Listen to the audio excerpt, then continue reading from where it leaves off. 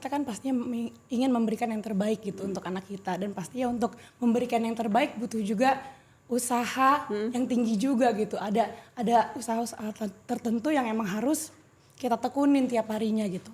Jadi aku setiap hari kalau misalkan di rumah nggak ngapa-ngapain, even kalau lagi kerja pun aku berusaha untuk kayak menyiapkan menunya dia dulu gitu sebelum pergi. Jadi kayak emang itu sih hal-hal kecil yang mungkin gak semua orang bisa lakukan ya. Cuman kita sebagai ibu yang berusaha memberikan yang terbaik untuk anak kita, pastinya kita juga harus menekuni itu gitu loh. Iya. Dan harus melupakan dan kemalasan.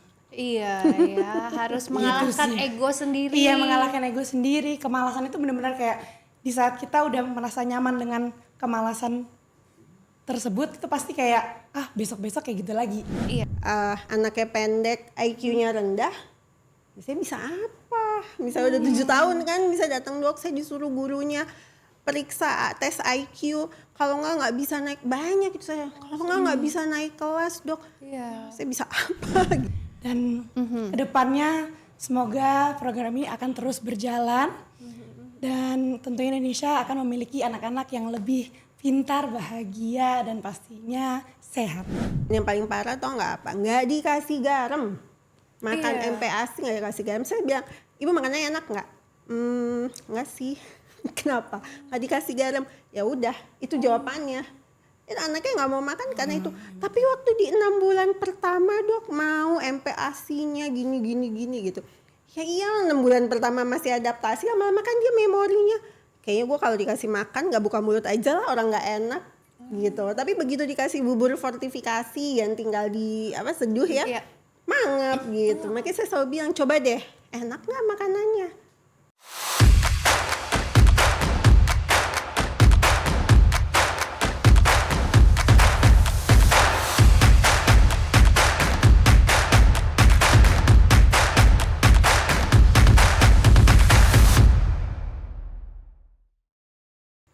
Halo teman Gemas, apa kabarnya? Semoga teman-teman Gemas selalu sehat ya. Selamat datang di podcast Gemes, generasi emas, generasi sehat.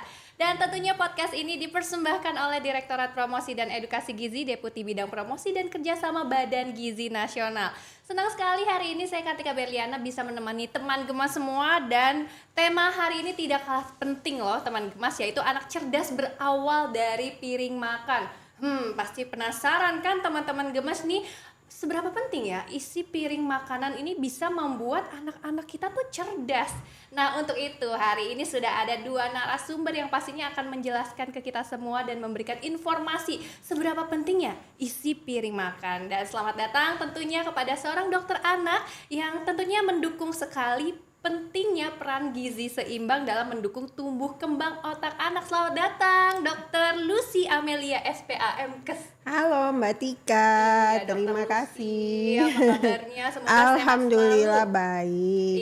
Iya, nampak segar sekali ya dokter hari Iya, ini. betul. Iya. Dan dokter juga teman Gemas, kita tidak hanya berdua saja, sudah bersama Nada Felicia. Halo Nada. Halo. Iya, apa kabarnya Nada? Kabar baik, apa kabar? Baik juga dong.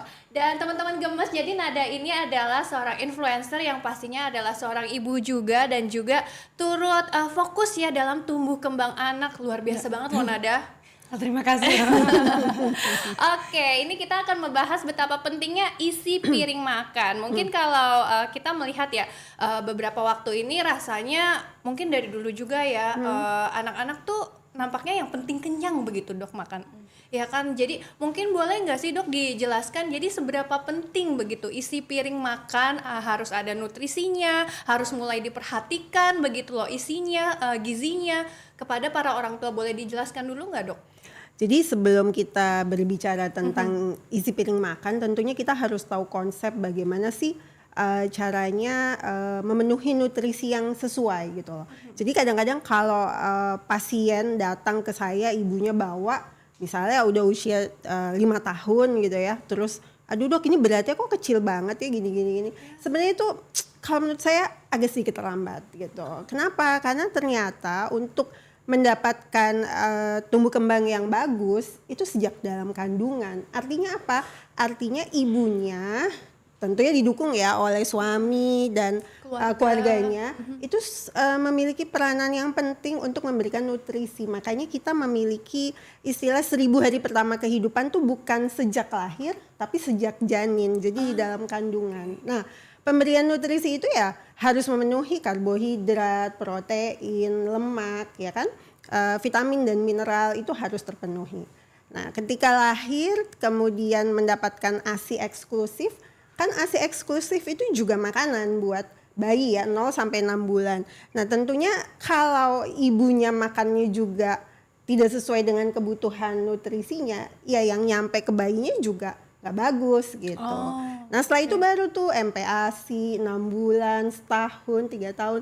Jadi pola-pola makan itu sebenarnya sudah kita pikirkan gitu ya untuk feeding rules dari pada saat dia MPASI sampai dia anak-anak. Jadi kalau kita berbicara anak-anak yang penting kenyang, saya rasa itu sudah mulai dari parentingnya, dari pemberian MPASI-nya 6 bulan. Jadi ya harus mengandung karbohidrat. Karbohidrat tuh kadang-kadang begini nih, kalau di Indonesia ya, mungkin juga di beberapa tempat, tapi saya lebih sering lihat di Indonesia. Jadi kalau udah makan nasi, ya kan karbo dong, pakai mie, karbo juga dong, ya kan. Baru deh pakai telur, belum ada kerupuk. Jadi kadang-kadang kita kalau misalnya ngelihat bekal anak ke sekolah atau yang apa dibeli dijual di kantin, ada nasi, mie instan apalagi seperti itu. Jadi saya rasa ya harus benar gitu pemberiannya. Jadi kembali lagi isinya 30-60%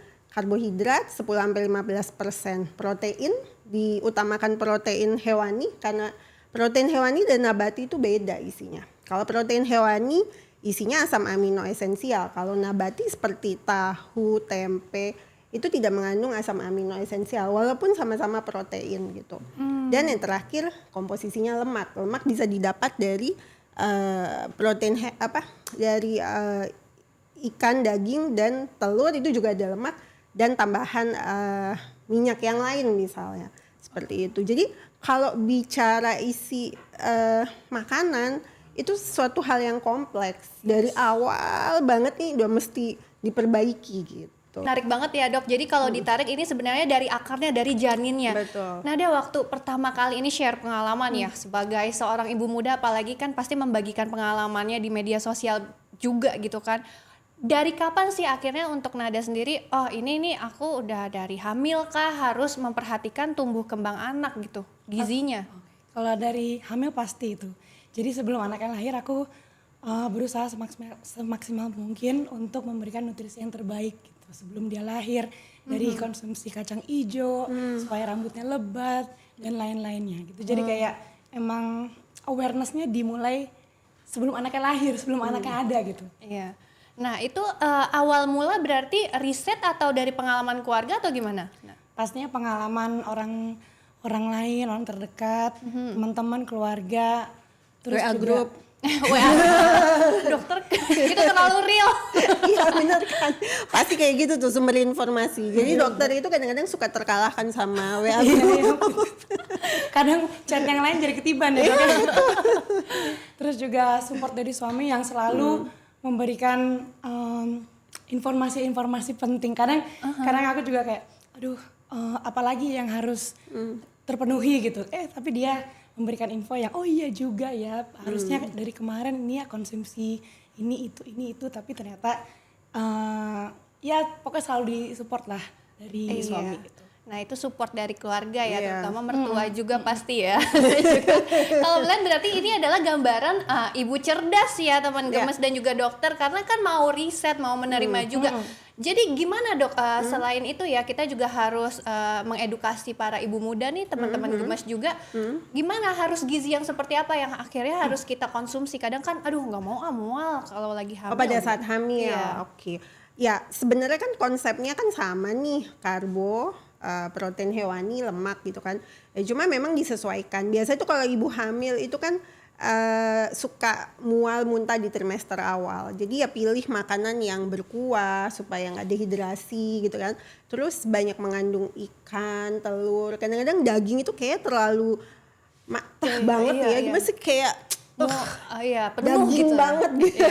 Jadi ya kayak begitu sih saran saya. Terus kalau mau ditambah vitamin juga boleh, nggak masalah. Karena sebenarnya gini, prinsip itu kan kalau zaman dulu saya hamil itu kan makan untuk 2 orang gitu kan, betul, ya Dok. kan. Terus kadang-kadang nambah jadi banyak itu. Padahal tanpa kita sadar sebenarnya apa sih? Memang betul karena kan di trimester 1, trimester 2 itu kan organogenesis. Jadi perkembangan organ itu berkembang secara cepat gitu kan, butuh semua asupan. Tapi ya hati-hati jangan sampai jadi diabetes gestasional atau diabetes yang terjadi pada saat kehamilan gitu. Jadi pemilihannya juga yang kalau saya lebih seneng nyaraninya banyak protein hewani. Misal nyemilnya misalnya telur rebus, omelet gitu-gitu kan enak ya dibandingin yang harus makan yang agak berat-berat gitu loh. Berarti harus seimbang juga ya, nggak Betul. tinggi lemak, nggak tinggi garam, nggak tinggi Betul. pengawet.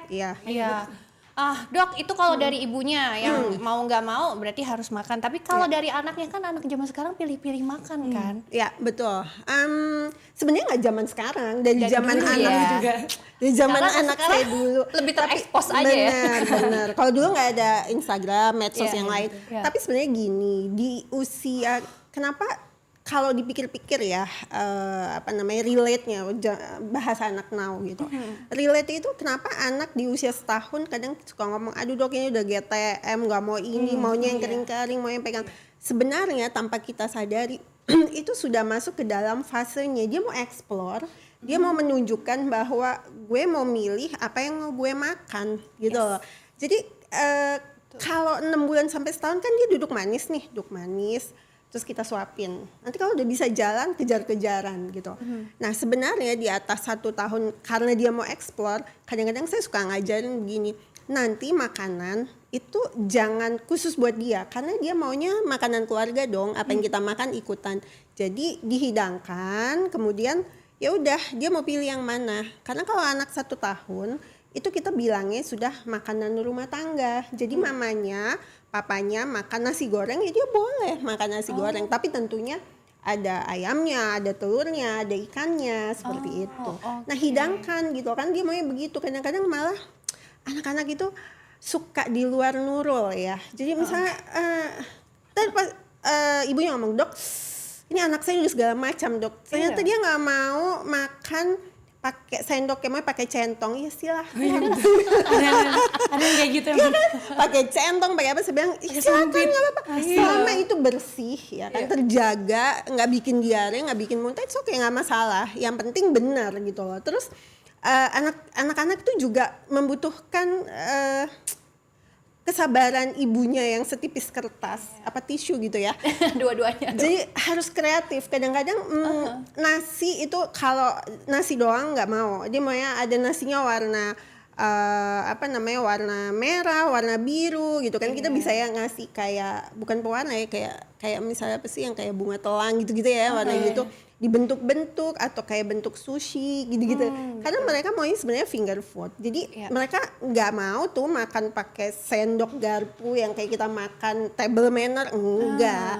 Jadi gitu. Berarti lebih ke pengalaman makan ya sebenarnya untuk anak. Dan Betul. juga variasi, juga effort dari mama papanya. Nah, ada pengalaman apakah misalkan harus seperti yang zaman sekarang juga harus BLWK, harus seperti apa biar anaknya ini akhirnya mau memakan semua gizi dan juga seimbang?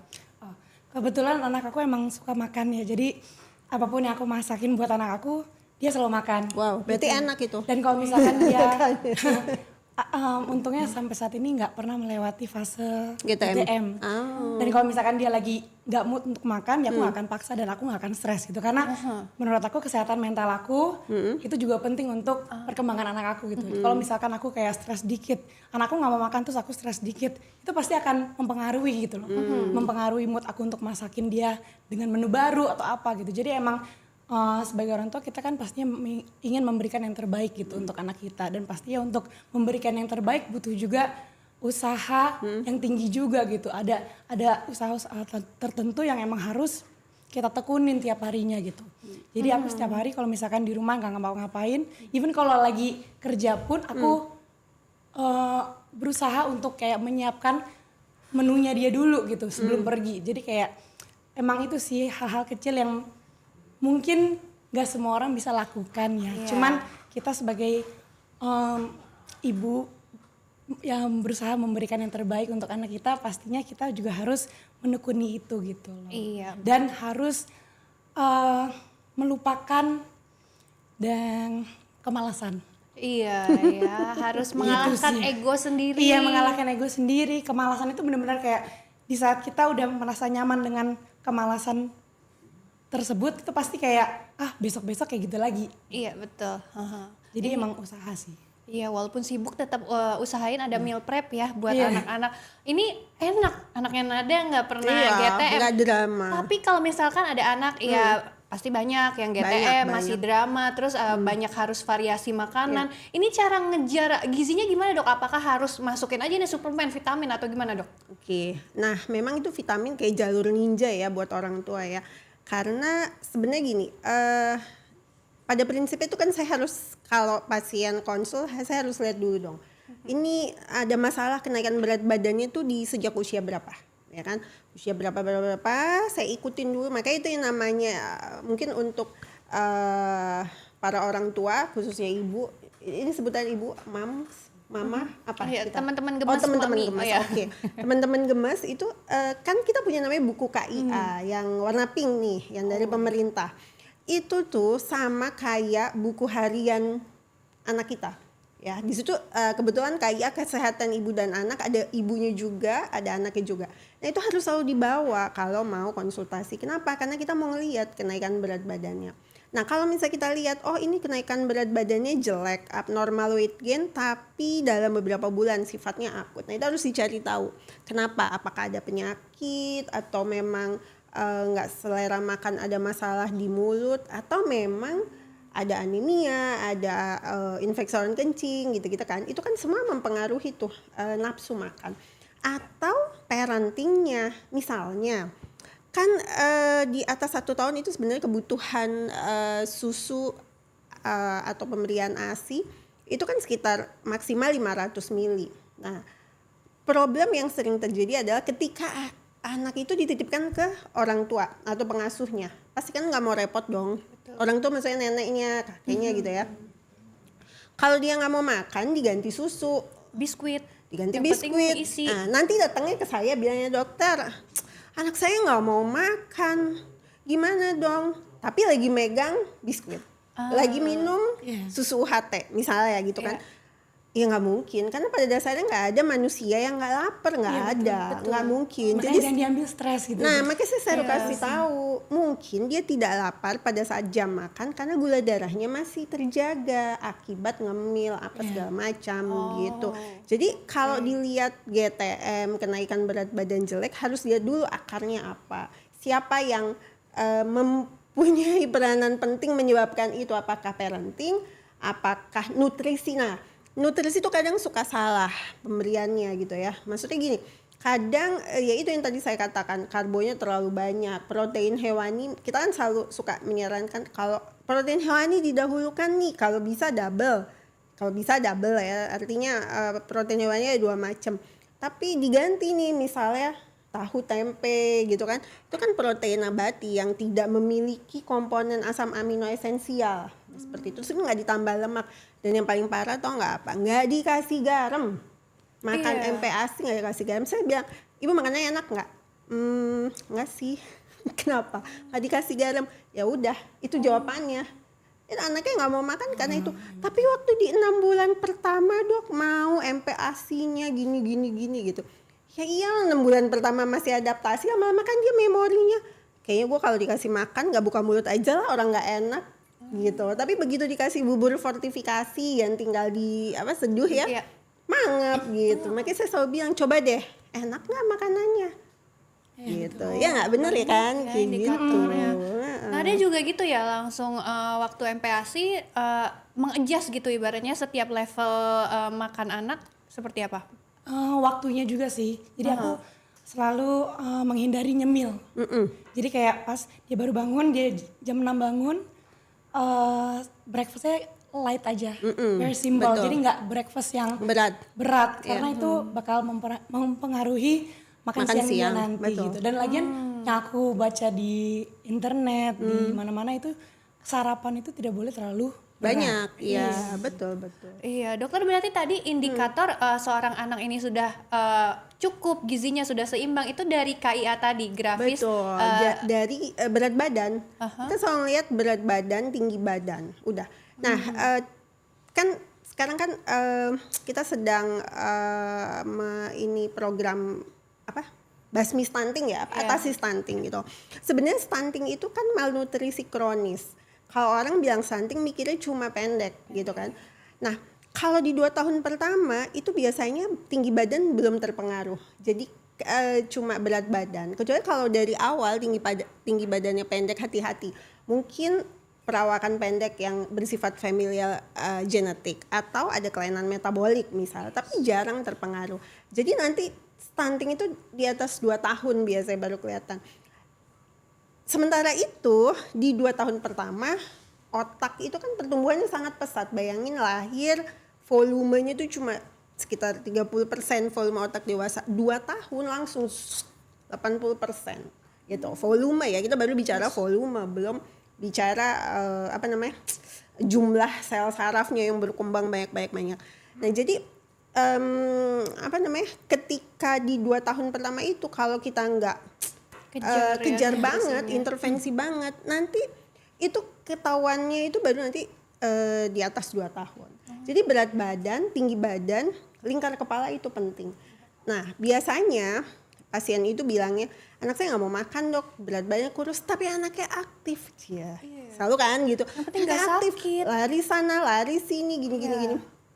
Yang dimaksud stunting itu kan selain pendek, otaknya juga kan, IQ-nya di bawah rata-rata.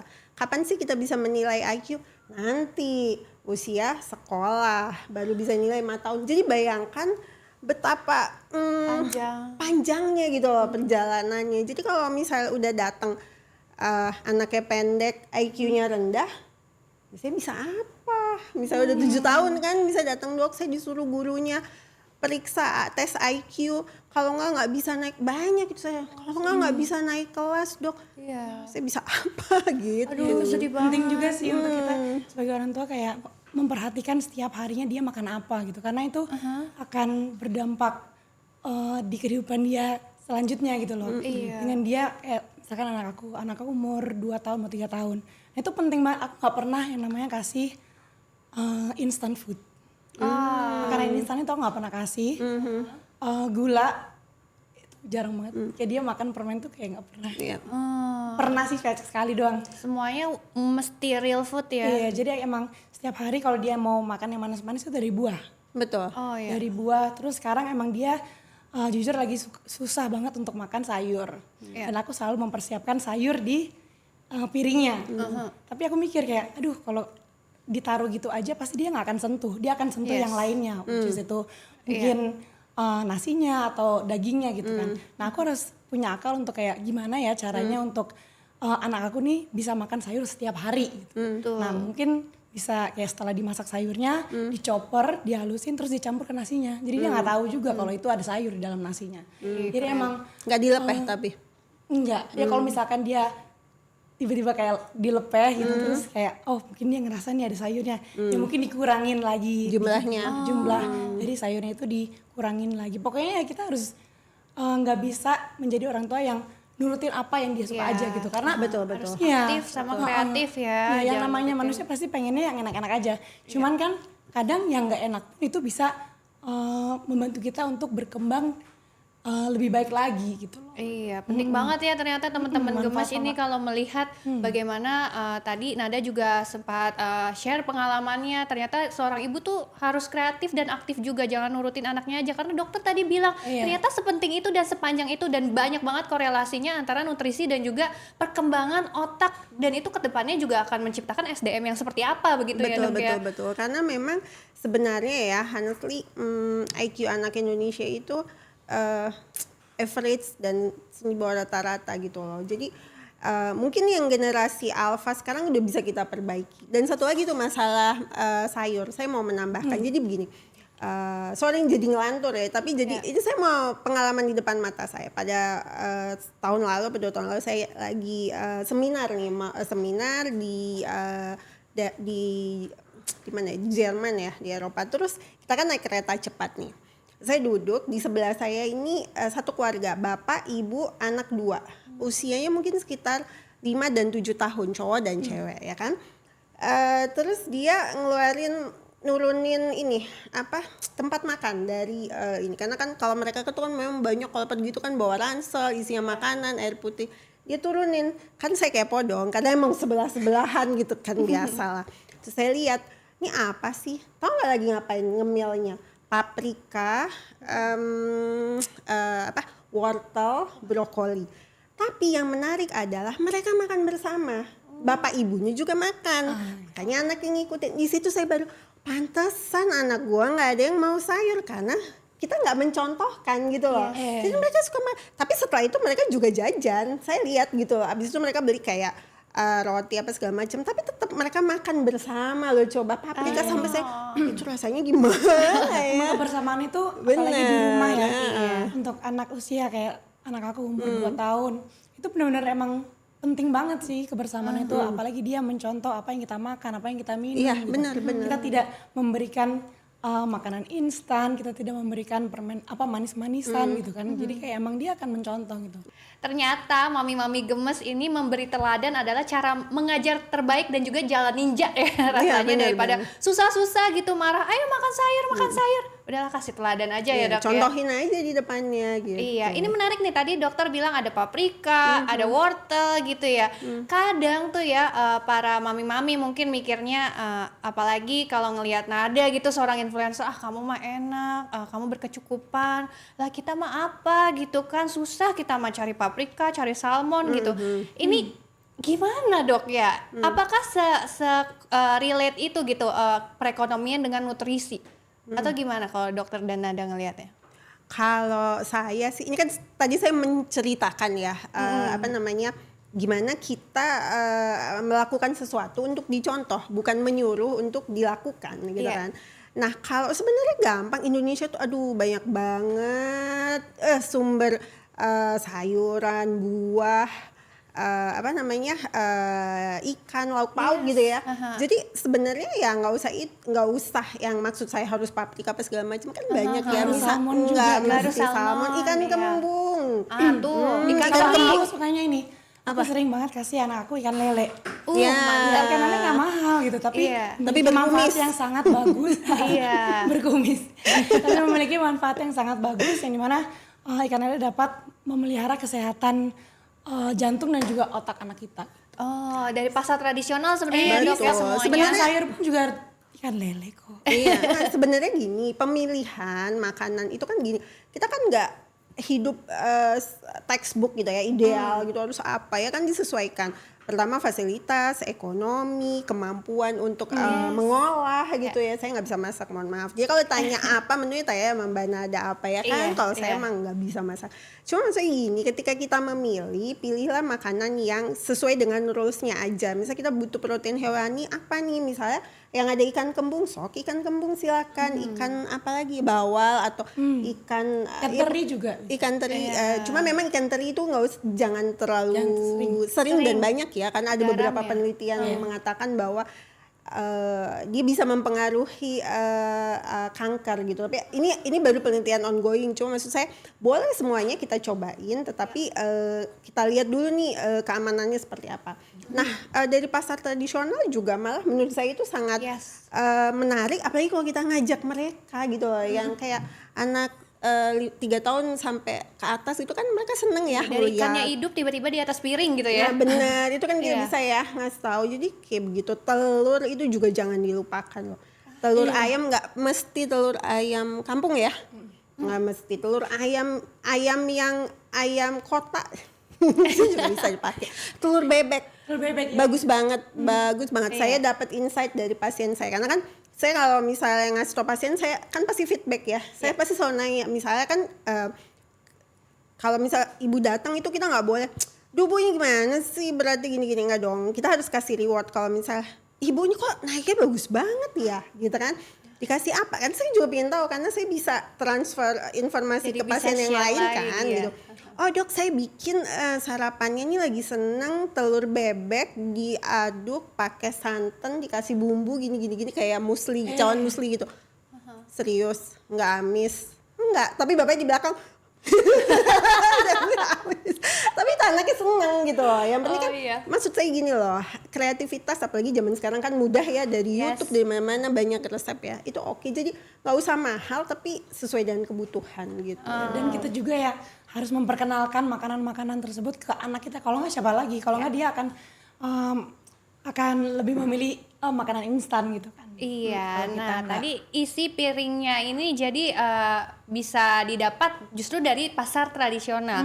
Nah, tapi kan mungkin ada mami gemes juga yang kadang tuh nggak ada ide apa ya isi yang bergizi piring makannya tuh kayak gimana ya. Padahal sekarang ini pemerintah juga turut berperan aktif gitu. Ada program makan bergizi gratis dan di sana kita bisa mencontoh juga isi makanan yang ada di situ.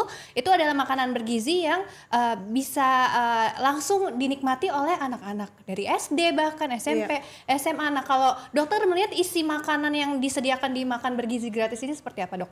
Jadi memang kan dia pasti sudah dipikirkan dong oleh pemerintah bahwa ini harus memenuhi kebutuhan karbohidrat, protein, sayur, buah.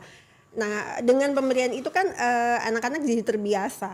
Oh, ini yang harus dimakan gitu. Oh, ini Yes. makannya bukan makan ke Korea-Koreaan misalnya, yang kayak gitu kan.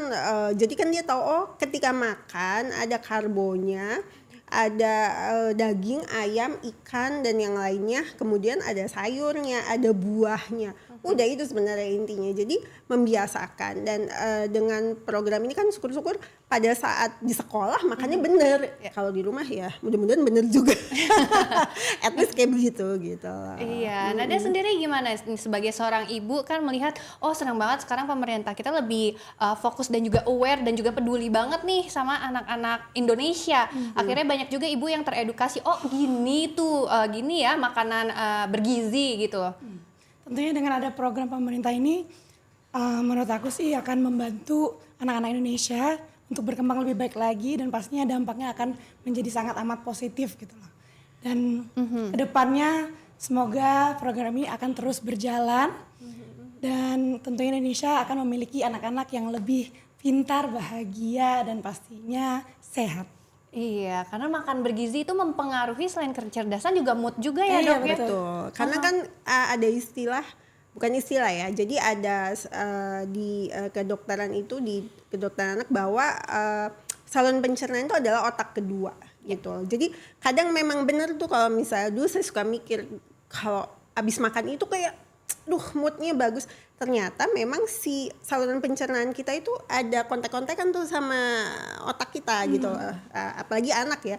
Jadi kontak kalau misalnya alergi, mencret, mules, kolik, ya moodnya jelek lah gitu kan ya. Itu karena ada kontak-kontak seperti itu. Dokter, ini boleh nggak sih kasih tips ke mami gemes dan juga teman-teman gemes nih, baik sebagai ibu, sebagai anak-anak juga nih, teman-teman gemes yang masih SD, SMP, SMA yang nonton kita. Ini harus loh kamu tuh makan yang ada gizinya, jangan asal kenyang doang. Itu gimana, Dok, tipsnya? Jadi sebenarnya tipsnya tergantung ya.